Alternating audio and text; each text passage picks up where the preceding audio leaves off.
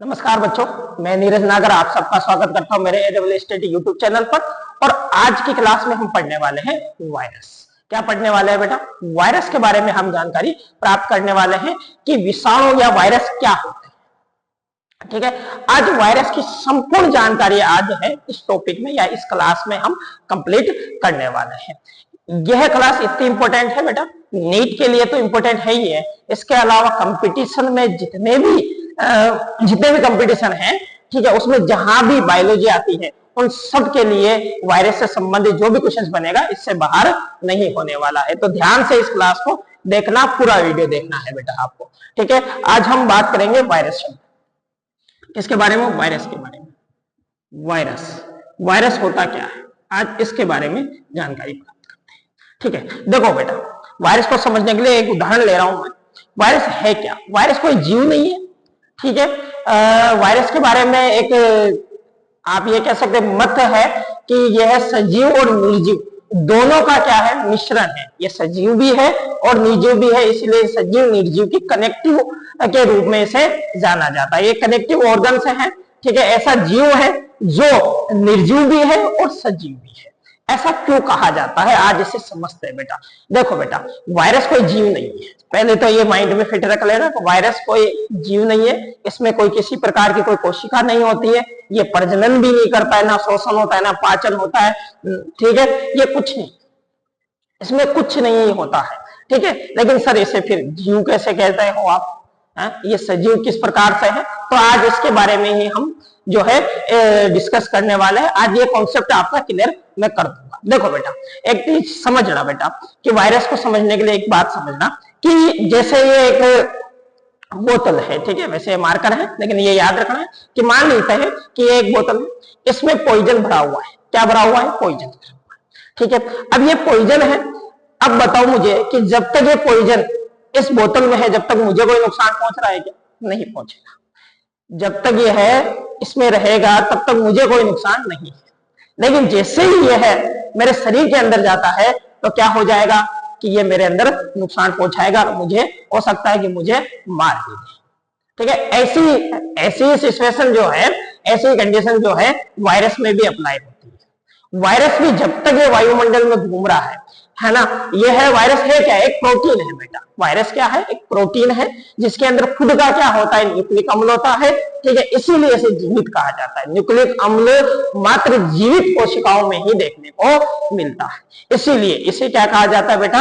ये जीवित कहा जाता है। ठीक है, अब ये प्रोटीन का अणु है, वैसे कोई कोशिका नहीं बनी होती इसके अंदर, लेकिन क्या है, ये एक प्रोटीन का अणु है जो वायुमंडल में घूम रहा है।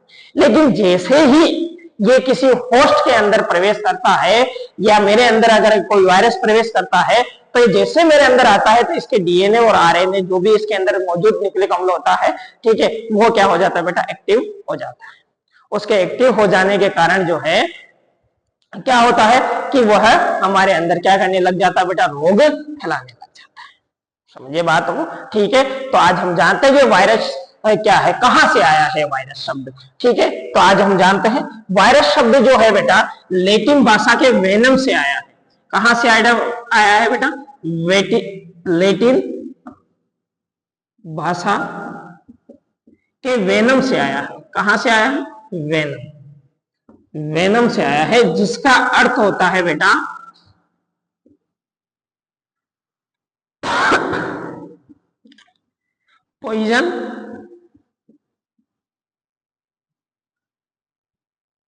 पॉइजन विष लिक्विड।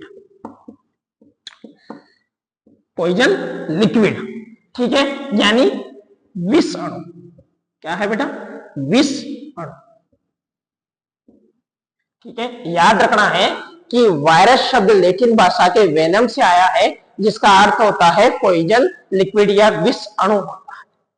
ठीक है, जो किसका बना होता है? अब ये पॉइजन किसका बना हुआ है तो याद रखना ये प्रोटीन का बना होता है। किसका बना होता है? प्रोटीन का। भाई कोई भी पदार्थ है वो किसी ना किसी का तो बना होता है, तो ये किसका बना होता है बेटा? प्रोटीन का बना होता है। और इसकी खासियत क्या है कि इसके प्रोटीन के अंदर न्यूक्लिक अम्ल मौजूद होते हैं। क्या होते हैं बेटा? न्यूक्लिक अम्ल मौजूद होते हैं। न्यूक्लिक अम्ल जो है वो क्या होते हैं बेटा, मौजूद होते हैं। अब न्यूक्लिक अम्ल याद रखना, जितने भी सूक्ष्म जीव है उनमें याद रखना है आपको, अधिकांश के अंदर जो है, अधिकांश क्या सभी के अंदर जो है वो क्या होता है बेटा, न्यूक्लिक अम्ल जो है वो एक ही होता है, या तो डीएनए होगा उनके अंदर या फिर क्या होगा बेटा, आरएनए होगा। ये याद रखना है कि इसके अंदर डीएनए या आरएनए में से कोई एक होता है। ये आपको बात याद रखनी है कि जितने भी सूक्ष्म जीव होते हैं उनके अंदर न्यूक्लिक अम्ल एक ही होता है, या तो डीएनए होगा या फिर उनके अंदर आरएनए मौजूद होगा। तो यहाँ जो प्रोटीन है इसके अंदर खुद का क्या है बेटा, डीएनए या आरएनए अर्थात न्यूक्लिक अम्ल मौजूद है। इसीलिए ये क्या है बेटा, वायरस जीवित के रूप में जाना जाता है कि भाई वायरस एक जीवित एक अणु भी है। ठीक है, याद रखना। और क्या बात याद रखोगे इसके बारे में, और ये बात याद रखनी है कि वायरस जो होते हैं बेटा, याद रखना है इन्हें सूक्ष्मदर्शी से नहीं देखा जाता, इनको देखने के लिए इलेक्ट्रॉन सूक्ष्मदर्शी की आवश्यकता पड़ती है। क्या देखने को, इलेक्ट्रॉन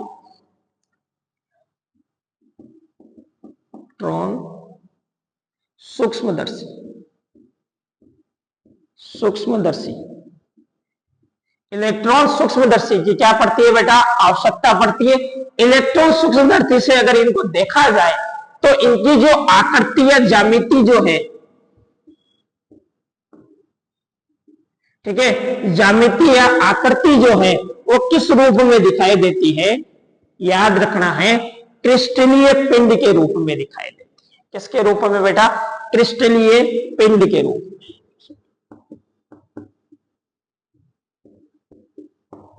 पिंड के रूप में दिखाई देते, ये क्रिस्टल के रूप में दिखाई देते हैं। और क्रिस्टल किसके बनते हैं बेटा, निर्जीव वस्तुओं के ही क्रिस्टल प्राप्त होते हैं। ठीक है, क्रिस्टल के रूप में सबसे पहले जो स्टेनले है, ठीक है, उन्होंने इस वायरस को क्रिस्टल के रूप में प्राप्त किया था। ये आगे जाकर हम समझेंगे, लेकिन अभी ये थोड़ा सा याद रखना है, अगर इलेक्ट्रॉन सूक्ष्मदर्शी से अगर आप इसको देखते हैं तो इसकी आकृति जो है वो क्रिस्टलीय पिंडों के रूप में दिखाई देती है। ठीक है, ये आपको याद रखना है। और क्या बातें याद रखोगे, तो याद रखना है वायरस जो होते हैं, वायरस जो होते हैं वह अविकल्पी,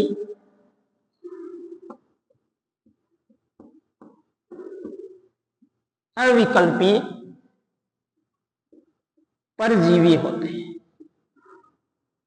परजीवी होते हैं जो क्या करते हैं बेटा, रोग उत्पन्न करते हैं।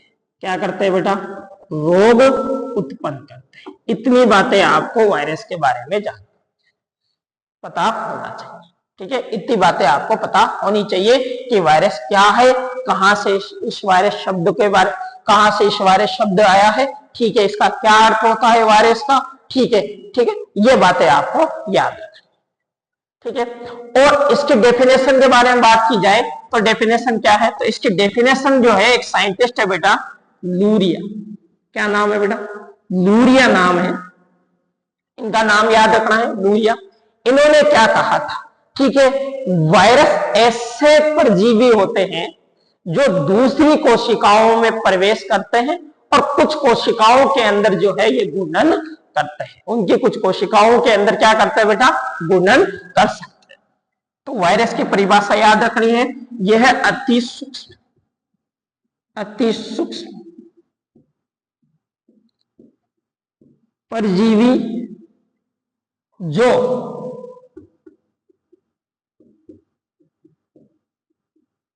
कोशिकाओं में प्रवेश करने में क्या होते हैं बेटा, सक्षम होते हैं,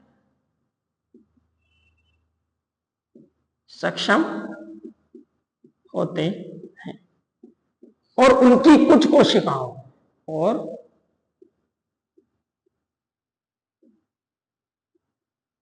उनकी कुछ कोशिकाओं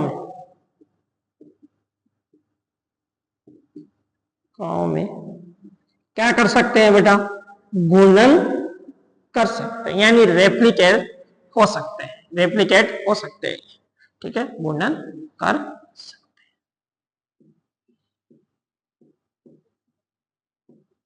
यानी इनके अंदर रेप्लिकेशन की क्रिया पाई जाती है। रेप्लिकेशन के द्वारा ही अपनी संख्या जो है वो बढ़ाते हैं, ये याद रखना है।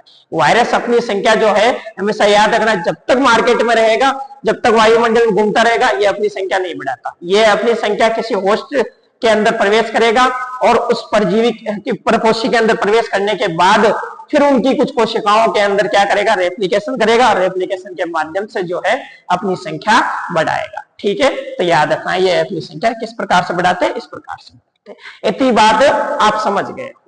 ठीक है, अब हम जो है वायरस के खोज के संदर्भ में या वायरस के इतिहास के संदर्भ में कुछ बातें पढ़ते हैं। कुछ साइंटिस्टों के बारे में, जितने भी वायरस से संबंधित साइंटिस्ट है जो एग्जाम की दृष्टि से महत्वपूर्ण है, वो मैं आज यहाँ लेके आया हूँ बेटा। ठीक है, जहां से क्वेश्चंस बन सकते हैं या पुटअप होते हैं। ठीक है, तो देखते हैं के बारे में, हम देखते हैं वायरस की खोज से संबंधित जितने भी साइंटिस्ट है मैं आज दिखा रहा हूं यहाँ।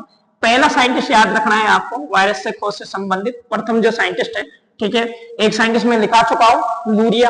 ठीक है, जिन्होंने इनकी डेफिनेशन या वायरस के बारे में एक्सप्लेन किया था सबसे पहले। ठीक है, तो अब दूसरे साइंटिस्ट याद रख रहे हैं, ये याद रखो, कैरोलस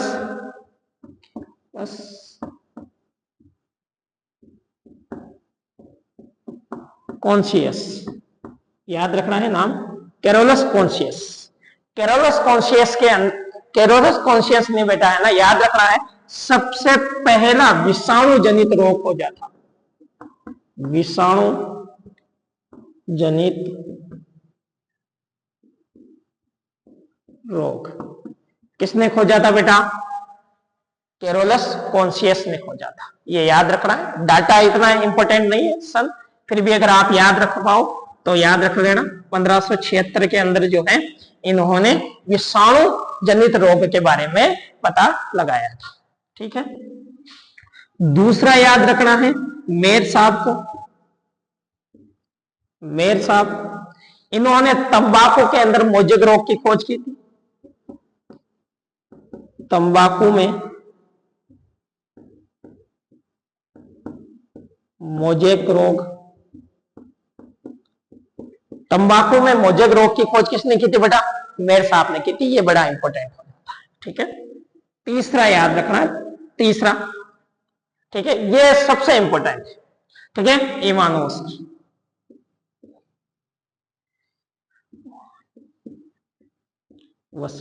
इवानोव्स्की साहब, ये क्या कहते हैं, ध्यान रखना है, वायरस के खोजकर्ता के रूप में इनको जाना जाता है। वायरस की खोज किसने की थी, इवानोव्स्की ने की थी। इन्होंने वायरस के संदर्भ में दो कथन है वो बड़े इंपॉर्टेंट है, वो याद रखने हैं। पहला तो याद रखना है आपको कि वायरस जो है वह अति सूक्ष्म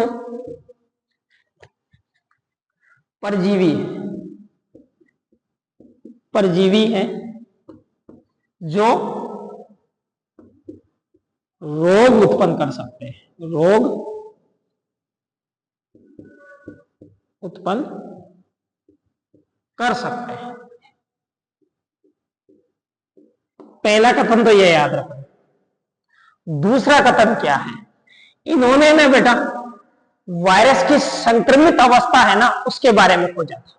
ठीक है ना, वायरस की संक्रमित अवस्था के बारे में सबसे पहले जानकारी किसने बताई थी बेटा, इवानोव्स्की ने बताई थी। ठीक है, तो इवानोव्स्की ने कैसे बताई, तो ये याद रखना, इन्होंने क्या किया बेटा कि एक संक्रमित पौधा है तंबाकू के बारे में, तंबाकू में इन्होंने कार्य किया था कि एक तंबाकू का संक्रमित पौधा है, उस संक्रमित पौधे की कुछ पत्तियां ली उन्होंने और उसके रस को निकाला।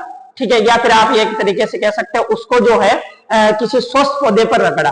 ठीक है, तो स्वस्थ पौधे पर जब उसको रगड़ा गया तो वो कुछ समय बाद क्या हुआ कि उस स्वस्थ पौधे में भी वो रोग उत्पन्न हो गया था। ठीक है, तो इन्होंने इसकी संक्रमित अवस्था के बारे में जानकारी प्राप्त की थी। मित अवस्था के बारे में बताया, वायरस की संक्रमित अवस्था के बारे में बताया था इन्होंने। ठीक है, और वायरस के खोजकर्ता के रूप में भी जाना जाता है। ठीक है, विषाणु के खोजकर्ता, विषाणु के खोजकर्ता के रूप में जाना जाता है। ठीक है, तो ये बातें आपको याद रखनी है। 3 साइंटिस्ट हो चुके हैं। अगला साइंटिस्ट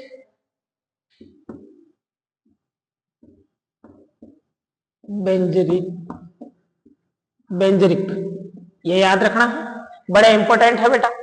इन्होंने वायरस को एक नाम दिया था, संक्रामक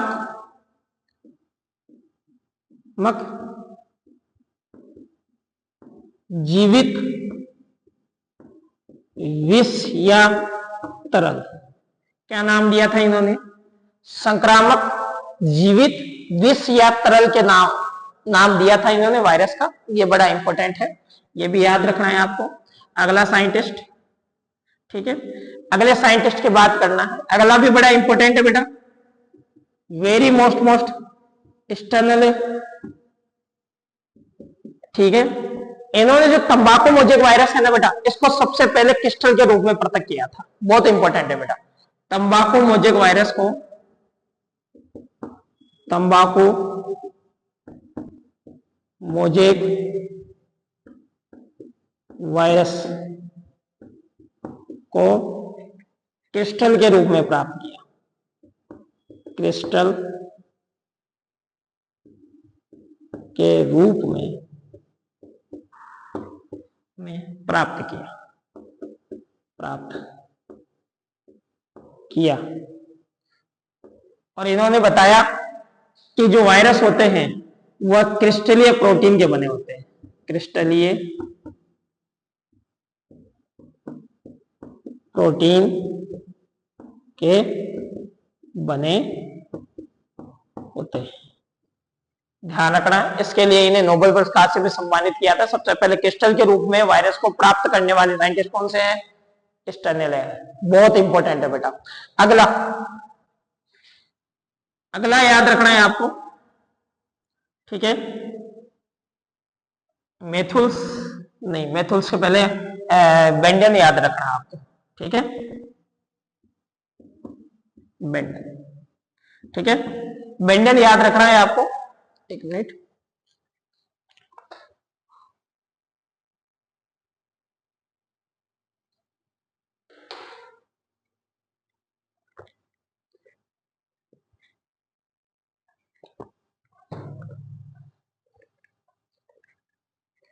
क्या याद रखोगे बेटा? बेंडेन याद रखोगे?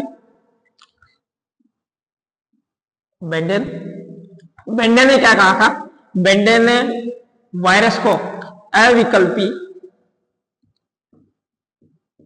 विकल्पी, जो शुरुआत में हमने एक बात बोली थी वायरस के बारे में, अविकल्पी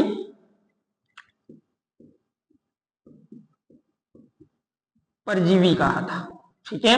क्या कहा था इन्होंने? अविकल्पी परजीवी के रूप में जाना था, जो क्या कर सकते हैं बेटा? स्वतंत्र रूप से रेप्लिकेशन कर सकते हैं। क्या कर सकते हैं बेटा? स्वतंत्र रूप से रेप्लिकेशन कर सकते हैं, कैसे कर सकते हैं। ये इंपॉर्टेंट बात याद रखना है। ऐसे वायरस, ऐसे जीव होते हैं जो अविकल्पी परजीवी होते हैं, ठीक है, अंतरा परजीवी होते हैं, अंदर अटैक करते हैं, ठीक है, बाहर से नहीं करते बेटा, याद रखना, ये भी बड़ी इंपॉर्टेंट बात है, ठीक है। अंतरा परजीवी होते हैं ये, ठीक है, अविकल्पी परजीवी होते हैं। और ये क्या कर सकते हैं बेटा? परपोषी कोशिका के अंदर क्या कर सकते हैं बेटा? रेप्लिकेशन कर सकते हैं, गुणन कर सकते हैं। ये किसने कहा था? बेंडेन ने कहा था। एक और साइंटिस्ट लास्ट याद रखना, मेथुल्स, ठीक है, मेथुल। क्या याद रखोगे बेटा? मेथुल साइंटिस्ट है। इन्होंने क्या कहा? इन्होंने कहा कि जो वायरस होते हैं, ठीक है, उनके अंदर न्यूक्लिक अम्ल जो है, न्यूक्लिक अम्ल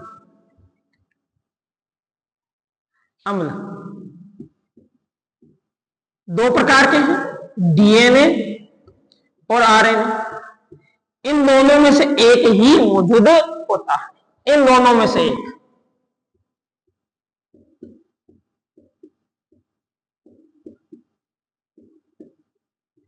एक होता है। क्या कहा इन्होंने? मेथुल्स ने क्या कहा कि वायरस के अंदर डीएनए और आरएनए में से एक होता है। या तो डीएनए हो सकता है या आरएनए हो सकता है, दोनों नहीं होते हैं। ये याद आपको रखना है। इसके आधार पर आगे जाकर अपन इसका वर्गीकरण भी पढ़ेंगे बेटा, ठीक है, तो याद रखना है वायरस का वर्गीकरण पढ़ेंगे। वायरस का वर्गीकरण न्यूक्लिक अम्ल और आकार के आधार पर किया गया है। ठीक है, तो हम बात करेंगे आगे। ठीक है, तो याद रखना है मैथ्यूज ने क्या कहा कि डीएनए और आरएनए दोनों में से एक होता है वायरस के अंदर। ये सारे के सारे साइंटिस्ट हो गए, जितने भी साइंटिस्ट एग्जाम की दृष्टि से महत्वपूर्ण है जो वायरस से संबंधित हो और पूछे जाते हैं, वो सारे के सारे साइंटिस्ट में यहाँ लेकर आ गए। ये याद रखना है आपको।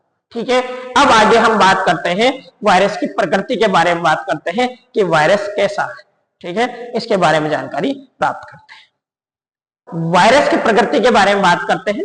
वायरस की प्रकृति के संबंध में कई सारे वाद दिए गए, कई सारे मत हैं। ठीक है, जैसे आप ये कह सकते हो कि कवक द्रव्यवाद है। इसके अलावा एक और है ऑक्सीकरण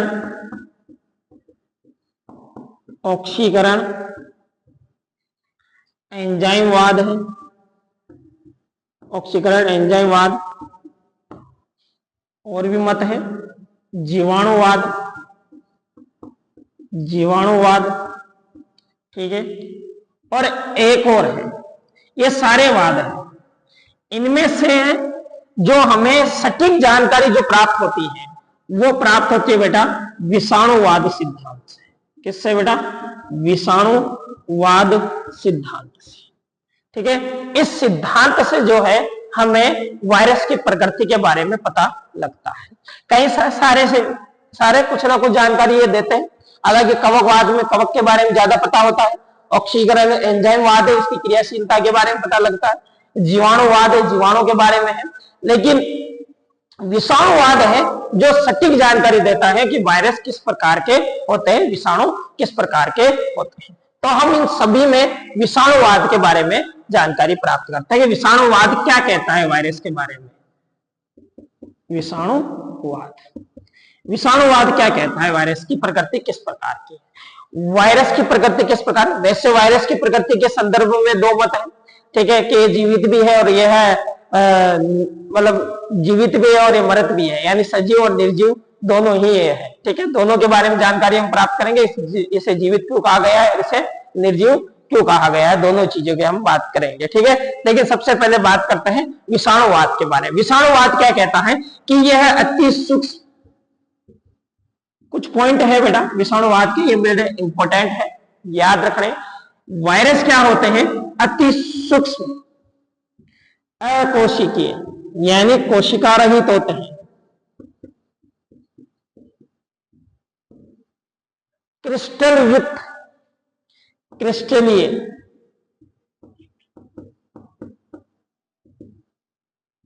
अणु होते हैं। क्या कहा विषाणुवाद ने? क्या कहा कि वायरस जो होते हैं वो अति सूक्ष्म होते हैं, कोशिका रहित होते हैं और क्रिस्टलीय अणु के बने हुए होते हैं। पहली बात तो ये याद रखनी। दूसरी बात क्या याद रखनी है कि इनके अंदर जीव द्रव्य नहीं पाया जाता। जीव द्रव्य नहीं पाया जाता। ये भी इंपॉर्टेंट बात है कि इनके अंदर जीव द्रव्य मौजूद नहीं होता है। ठीक है, तो जीव द्रव्य नहीं है तो इसका मतलब ये निर्जीव होंगे। ठीक है, यह श्वसन नहीं करते बेटा, पाचन नहीं करते, उत्सर्जन नहीं करते,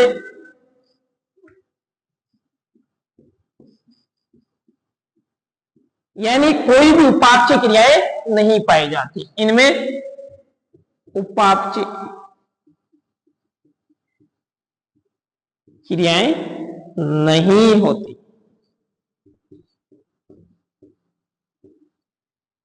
ठीक है, फंक्शनल ऑटोनॉमी में नहीं होती। इसके अलावा इनमें क्या नहीं होता बेटा? फंक्शनल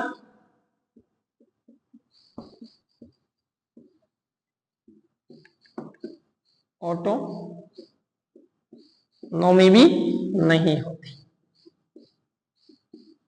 फंक्शनल ऑटोनॉमी यानी ये सोच समझकर कार्य नहीं कर सकते, किसी कार्य के प्रति इतने सजग नहीं होते हैं।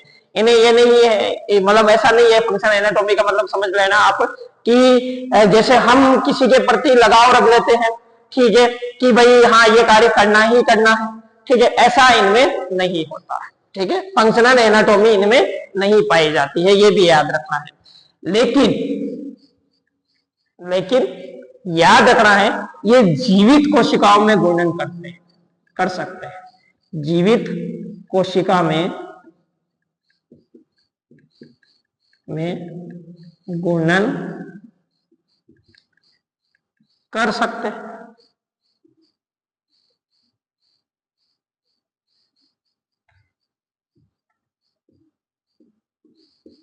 जीवित कोशिका में क्या कर सकते हैं बेटा, गुणन कर सकते हैं। ठीक है, ये बातें आपको याद रखनी है। ये विषाणुवाद कहता है। विषाणुवाद की कुछ लाइनें हैं, हालांकि विषाणुवाद बहुत बड़ा है, ठीक है, लेकिन कुछ इंपोर्टेंट बातें हैं जो याद रखनी, अति सूक्ष्म है ना।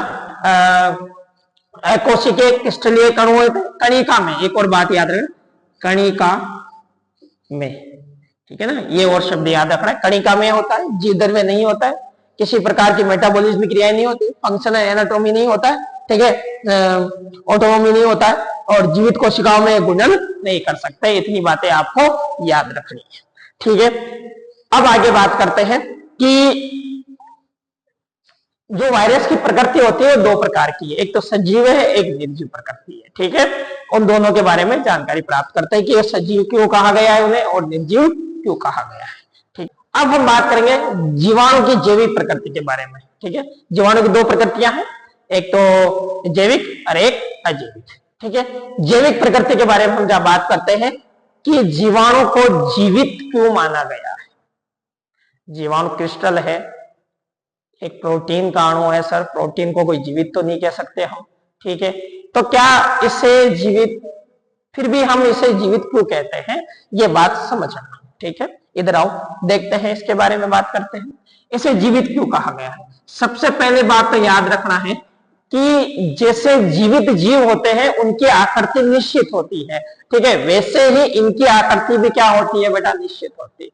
आकार आकृति निश्चित होती है, इनकी आकृति निश्चित होती है। क्या होती है बेटा, निश्चित होती है, बड़ी इंपॉर्टेंट बात, निश्चित होती है। दूसरी बात याद रखना, यह परजीवी के प्रति, सॉरी, परपोषी के प्रति क्या होते हैं, विशिष्टता दर्शाते हैं। ये याद रखना है, परपोषी के प्रति विशिष्टता दर्शाते हैं।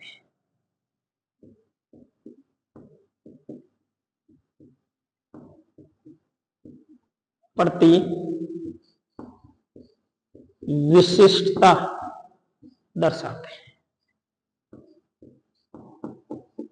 यानी जैसे हमारा एक निश्चित भोजन होता है कि हम यही खाते हैं, वैसे इनका भी एक निश्चित ही भोजन होता है, यानी जीवित, यानी ये हमारी तरह समझ सकते हैं कि भाई ये है, इसमें मैं रोग फैला पाऊंगा या इसमें रोग नहीं फैला पाऊंगा, इस तरीके से ये समझ सकते हैं, जबकि यह जीवित का गुण है।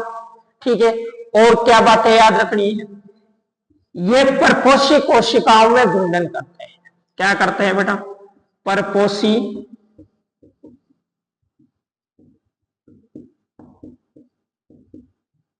कोशिकाओं में गुणन कर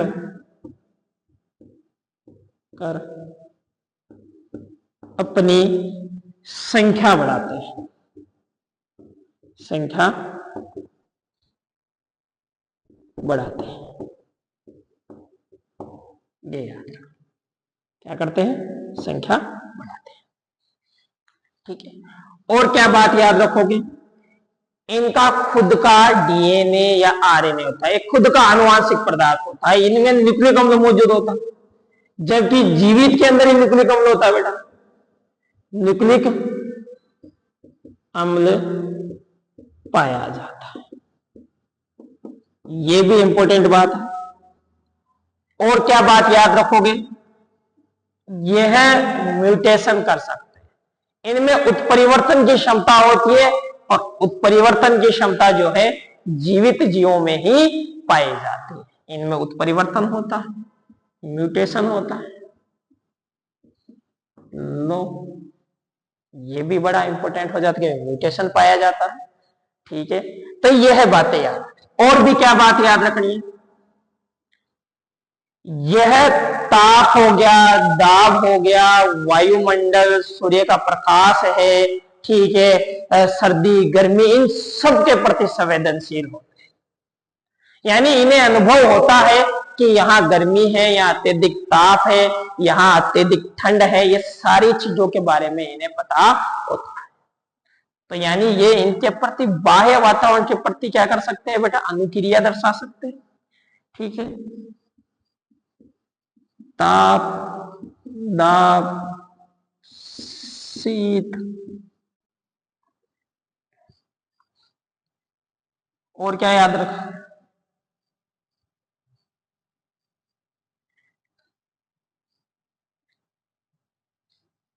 इत्यादि इत्यादि के प्रति संवेदनशील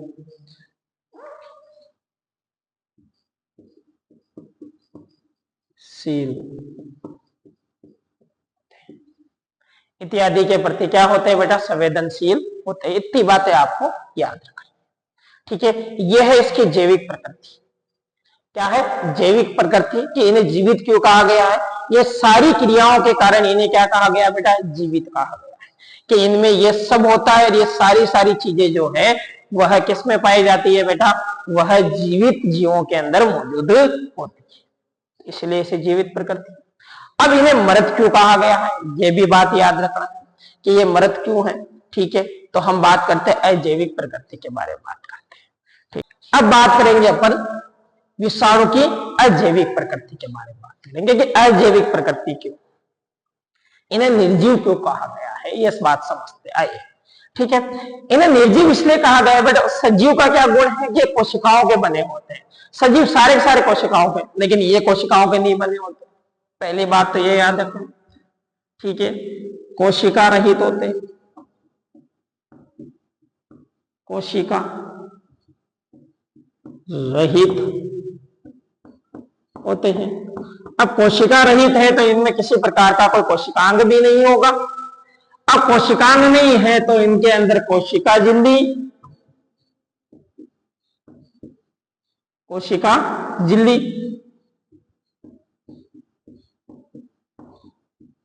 या कोशिका भित्ति भी क्या नहीं होते बेटा, मौजूद नहीं होती। कोशिका भित्ति अनुपस्थित होती है,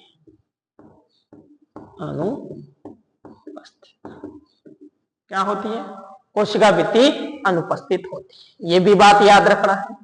और क्या बात याद रखोगे भाई, जीवित है तो उसे भोजन चाहिए। अब भोजन चाहिए तो भोजन को खाता भी होगा, पचाता भी होगा, उत्सर्जन भी करता होगा, इनके अंदर रक्त भी होगा, परिसंचरण की क्रिया भी होगी, यानी सारा में उपापचय क्रियाएं इनके अंदर मौजूद होनी चाहिए। जबकि हमने कोशिका जो विषाणुवाद सिद्धांत था उसमें हमने पढ़ा कि इनके अंदर क्या नहीं पाया जाता बेटा, उपापचय क्रियाएं अनुपस्थित होती, उपापचय क्रियाएं इनमें नहीं पाई जाती। तो इनमें उपापचय क्रियाएं नहीं होती,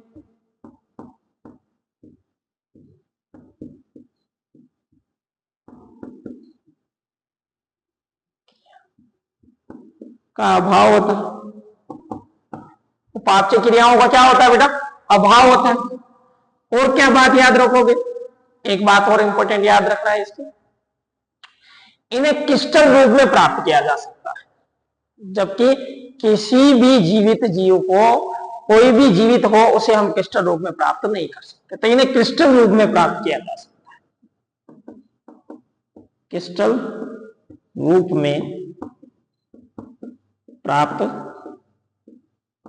किया जा सकता है।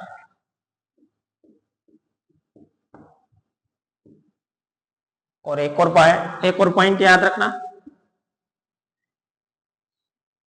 यह इनमें वृद्धि और विकास नहीं होता है, यह भी बड़ी इंपॉर्टेंट है।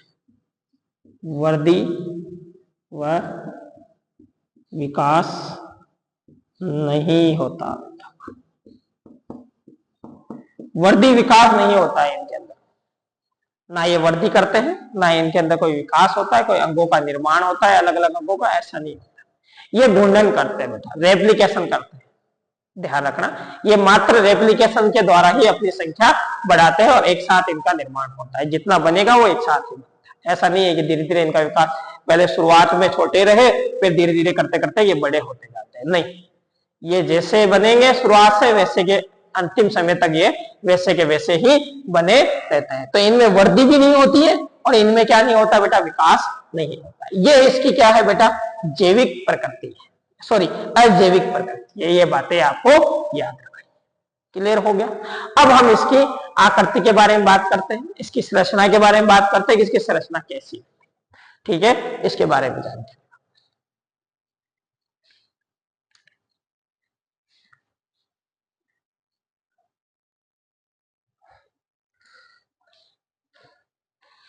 तो बेटा अब हम बात करेंगे वर्गीकरण पद्धति के बारे में बात करेंगे। ठीक है, वर्गीकरण, वायरस का वर्गीकरण जो था वो किसने दिया था बेटा, तो याद रखना, 3-4 बातें याद रखनी है आपको इसके पहले, वर्गीकरण से पहले। ठीक है, वर्गीकरण जो पद्धति है वो किसने दी थी, 3 साइंटिस्ट है।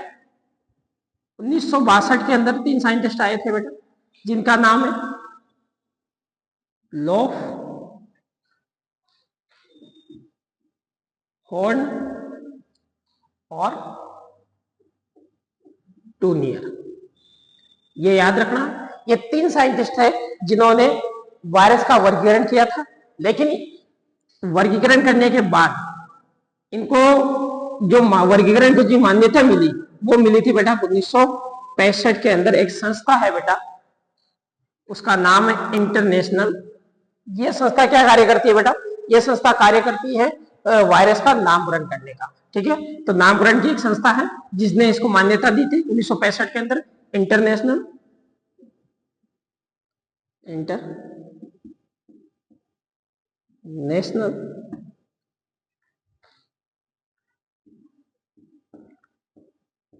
Committee for virus nomenclature.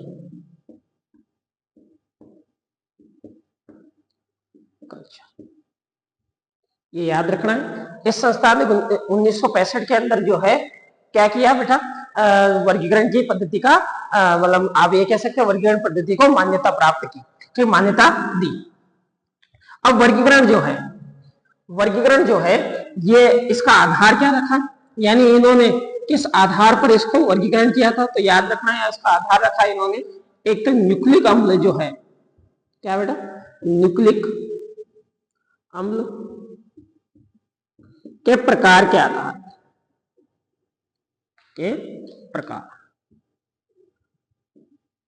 पर। दूसरा रखा इन्होंने आकृति के आधार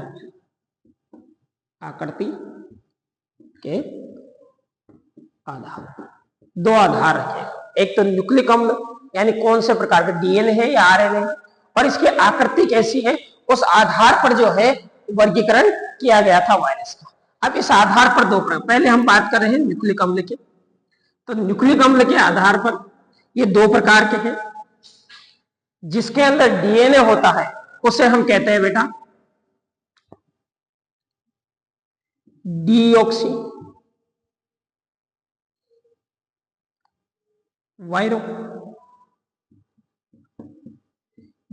वायरो, और दूसरा जिसपे आरएनए होता है न्यूक्लिक अम्ल, वह राइबो वायरो।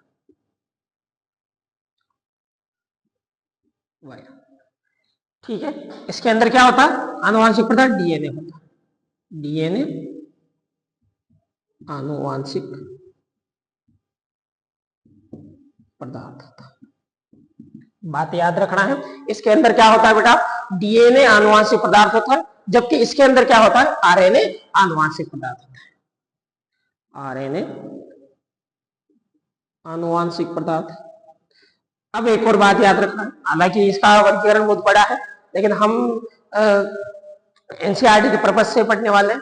ठीक है, देखो बेटा, जो डीऑक्सीराइबोस है इसके अंदर डीएनए होगा, और डीएनए कैसा होता है, डबल स्ट्रैंड होता है, नॉर्मली डबल स्ट्रैंड होता है। ठीक है, और आरएनए जो होता है वो नॉर्मली सिंगल स्ट्रैंड होता है। लेकिन कुछ जीवों के अंदर डीएनए सिंगल स्ट्रैंड होता है और कुछ जीवों के अंदर आरएनए जो है डबल स्ट्रैंड होता है। तो वही चीज हम देखते हैं, इनके उदाहरण देखते हैं कि जिनके अंदर डीएनए डबल स्ट्रैंड डीएनए होता है, ये तो सारे के सारे, इसमें तो कोई नहीं है, सभी जीव इसमें तो कोई दो राय है नहीं। लेकिन सिंगल स्ट्रैंड के उदाहरण याद रखना, कुछ के अंदर सिंगल स्ट्रैंड क्या पाया जाता है बेटा, डीएनए पाया जाता है। बहुत इंपॉर्टेंट है। किस किस के अंदर सिंगल स्ट्रैंड डीएनए पाया जाता है, तो याद रखना है, एक तो आप याद रखोगे एम फेज, एक आपने क्लास 12 के अंदर वंशागति का आणविक सिद्धांत पढ़ा होगा, उसके अंदर एक वायरस आया था जीवाणु भोजी, क्या नाम है उसका, Q174 फेज। एक और याद रखना, पार्वो विषाणु,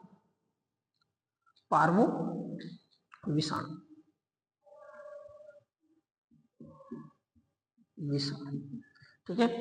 यह 3 वायरस ऐसे हैं जिनके अंदर क्या पाया जाता है बेटा, सिंगल स्ट्रैंड आरएनए। एड्स विषाणु भी है एक, ये भी याद रख सकते हो आप, एड्स विषाणु में भी सिंगल स्ट्रैंड क्या पाया जाता है बेटा, डीएनए पाया जाता है, ये आपको याद रखना है। आगे हम बात करते हैं आरएनए। अब सिंगल स्ट्रैंड आरएनए तो सभी में होता है, इसमें कोई एग्जांपल याद रखने की आवश्यकता नहीं, लेकिन डबल स्ट्रैंड आरएनए किसमें पाया जाता है, ये इंपॉर्टेंट। तो क्या क्या याद रखोगे, रियो वायरस, रियो विषाणु, रेट्रो विषाणु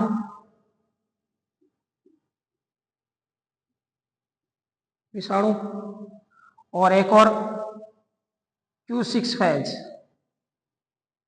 इसके अंदर भी क्या पाया जाता है बेटा, डबल स्ट्रैंड डीएनए पाया जाता है, ये आपको याद रखना। हाँ, एक और याद रख सकते हो आप, क्या याद रखोगे कि जो जीवाणु भोजे होते हैं, बैक्टीरियोफेज होते हैं बेटा, जीवाणु भोजी और साइनोफेज,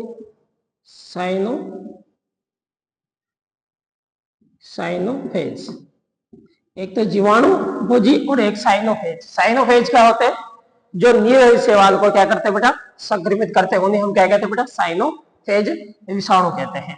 इन दोनों के अंदर आनुवांशिक पदार्थ जो है वो क्या पाया जाएगा बेटा, डीएनए पाया जाएगा, ये याद रखना, डबल स्ट्रैंड डीएनए मौजूद होता है, ये आपको सॉरी डबल स्ट्रैंड डीएनए होता है, ये आपको याद रखना है, ठीक है।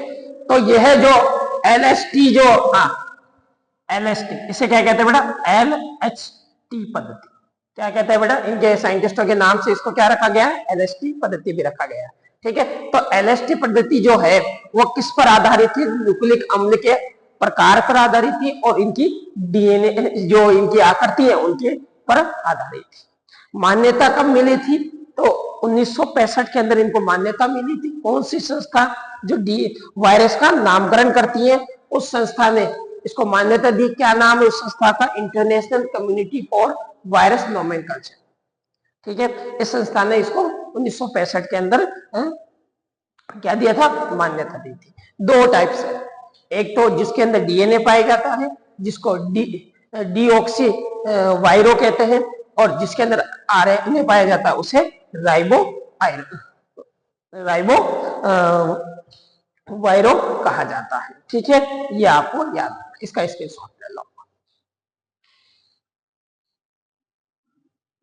अब एक लास्ट बचा हुआ है, इसका हम डायग्राम देख लेते हैं कि किस प्रकार का, इसकी स्ट्रक्चर के बारे में जान लेते हैं, किस प्रकार का ये दिखाई देता है।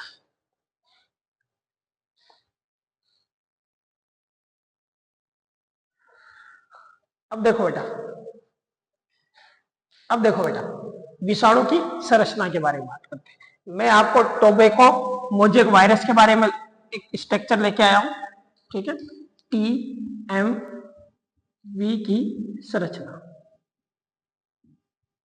ठीक है। ये किसकी संरचना है, टोबैको मोजेक वायरस, पादप विषाणु की संरचना लेके आया हूं। आपको इस प्रकार की एक संरचना दिखाई दे रही होगी, जिसके अंदर यह जो भाग दिखाई दे रहा है, यह भाग क्या है, कुंडली जो रेड कलर में आपको दिखाई दे रहा है, यह है इसका क्या है बेटा, आरएनए। पादा विषाणु है, इसलिए इसके अंदर क्या पाया जाएगा बेटा, आरएनए पाया जाएगा। ठीक है, अब इसके चारों तरफ जो होता है, देखो वायरस जो बना हुआ होता है बेटा, वह बना होता है प्रोटीन्स का बना होता है और न्यूक्लिक अम्ल का बना होता है। किसका बना होता है, न्यूक्लिक अम्ल का बना होता है। यानी वायरस का जो संपूर्ण शरीर है वो किसका बना हुआ है, प्रोटीन का बना हुआ है, और उसके अंदर क्या मौजूद होते हैं बेटा, डीएनए मौजूद होते हैं। ठीक है, इस प्रोटीन संरचना के कारण ही जो है, या इसकी जो पूछ संरचना है, जो बाह्य संरचना है, इसके कारण ही क्या करते हैं बेटा, किसी से चिपकते हैं। ठीक है, और फिर अपने इस आनुवांशिक पदार्थ को उसके अंदर ट्रांसफर कर देते हैं, ताकि वह उसके अंदर क्या कर सके, रेप्लिकेशन कर सके और अपनी संख्या बढ़ा सके। ऐसा इसके अंदर होता है। ठीक है, लेकिन आपको यह जो प्रोटीनी आवरण जो दिखाई दे रहा है चारों तरफ, ठीक है, ये प्रोटीनी आवरण आपको खंडों में दिखाई दे रहा होगा। ठीक है, इस संपूर्ण प्रोटीनी आवरण को हम कैप्सिड कहते हैं, और ये जो खंड आपको एक एक प्रत्येक इकाई जो दिखाई दे रही है, इसकी प्रत्येक इकाई क्या कहलाती है बेटा, कैप्सोमियर कहलाती है। क्या कहलाते हैं बेटा, कैप्सोमियर कहलाती है। ये आपको याद रखना। लेकिन कुछ ऐसे वायरस भी होते हैं जिनके अंदर प्रोटीन के ऊपर क्या बना होता है बेटा, लिपिड्स बने होते हैं। क्या बने होते हैं, लिपिड का आवरण होता है। कुछ के अंदर लिपिड भी होता है, यानी वसा भी होता है। इसीलिए इन वायरसों को क्या कहते हैं बेटा, लिपो वायरस कहते हैं। क्या कहते हैं बेटा, लिपो विषाणु। विषाणु एग्जाम्पल याद रखना है, कौन सा विषाणु है, हर्षिप। हर्षिप विषाणु जो है, हर्षिप विषाणु जो है, उसके अंदर प्रोटीन के अलावा भी उसके चारों तरफ जो है, प्रोटीन के ऊपर एक आवरण होता है जो लिपिड का बना हुआ होता है। इसीलिए इसे क्या कहते हैं बेटा, लिपो विषाणु कहते हैं। और लिपो विषाणु में किसका एग्जाम्पल याद रखोगे आप, हर्षिप विषाणु का एग्जाम्पल याद रखना। इसके ऊपर लिपिड का आवरण भी पाया जाता है। ये इसकी क्या हो गई बेटा, संरचना हो गई।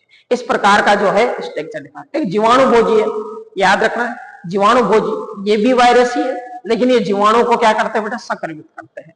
अब संक्रमण अवस्था के आधार पर जो है इनका वर्गीकरण किया गया है। जैसे आप कह सकते हैं, जो जीवाणु को क्या, जीवाणु जो जीवाणु को नष्ट करते हैं उन्हें हम क्या कहते हैं, जीवाणु को नष्ट करने वाले, नष्ट करने वाले।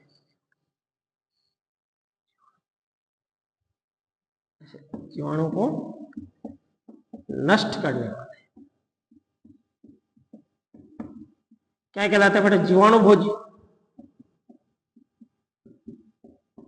भोजी जो नील हरित शैवाल को नष्ट करते हैं, नील हरित शैवाल को नष्ट करते हैं,